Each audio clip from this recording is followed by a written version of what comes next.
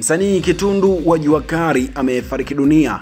Lamata Village imetangaza kwa masikitiko makubwa kifo cha msanii mashuhuri Kitundu wa Jua Kali kilichotokea jioni ya leo Jumanne Juni 24, 2025.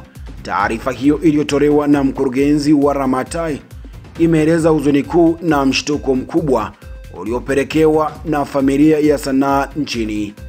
Kitundu, ambaye jina lake halisi halijathibitishwa rasmi, alikuwa miongoni mwa waasisi wa kundi maarufu la Jua Kali linalotambulika kwa kazi za ucheshi, sanaa ya kijamii na maigizo ya maisha ya kila siku.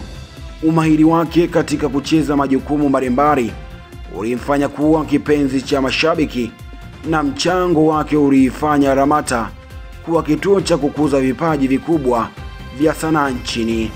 Hadi sasa chanzo cha kifo chake hakijathibitishwa rasmi.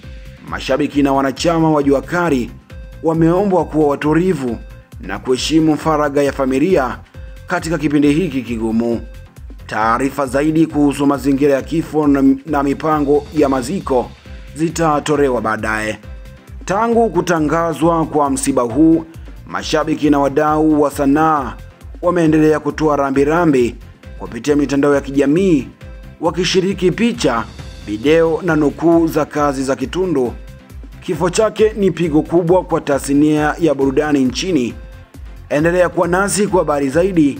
Mimi ni Friday Mwangomare na hii ni Mbuyuni TV.